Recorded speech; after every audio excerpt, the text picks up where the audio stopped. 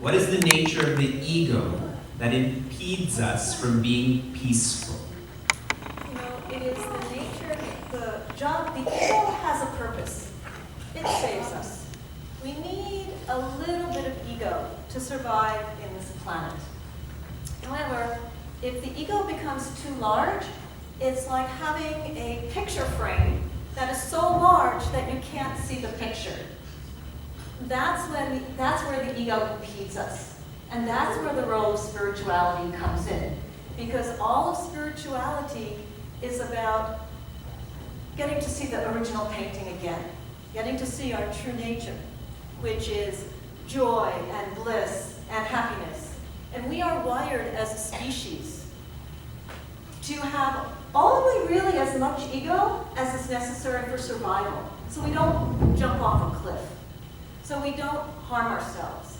And when we identify our small emotions, I want this, I'm happy with this, I'm not happy with this, when the ego identifies with our emotions, we become bound. That's bondage, that's no freedom, that's suffering, that's slavery.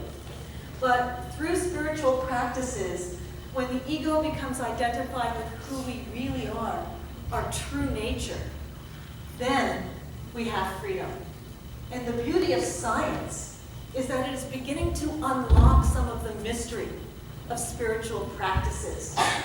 And the closer the link between mind-body medicine and subtle programs like energy medicine or Vedic practices, Vedanta, yoga, meditation, the more science delves deeply into that, the closer the connection between East and West, between science and spirituality becomes, and the greater capacity all of humanity has to keep the ego in the pocket for our survival where it belongs and allow it to stay out of the way for what we really are.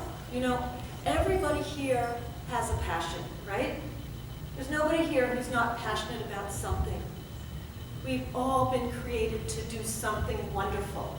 And the way that we can do it is by tapping within. When you asked about the definition of spirituality, one of the definitions that I hold of spirituality is having a warm heart, being of service to the person who's in front of you, who is the most important person in the world, and having an open mind at the same time so that we can grow. And what these spiritual practices do, according to science, and I'm a Harvard-trained scientist, so I really like the numbers, I really like crunching data, is that science shows us that spirituality is not some abstract thing in the Bhagavad Gita or some other book or scripture or something that you have to even go to a monastery to learn about, but it's readily available to modern man, to every one of us. One of the key statements in the Bhagavad Gita, you'll pardon my pronunciation of Sanskrit because it's not my mother tongue, Yogastha Kuru Karmani, which means established in being, established in the self, perform action. We all are here to be dynamic, to be happy, to do something. And once the ego is in its proper place, we can do what we are here to do. And what science shows is that when people do meditative practices, that the brain begins to function in a better way, in a different way. That usually we're relaxed. Like if you spend a day in the park today, if you aren't here and you were in the park, having a picnic with your loved ones and watching the birds and the flowers, right?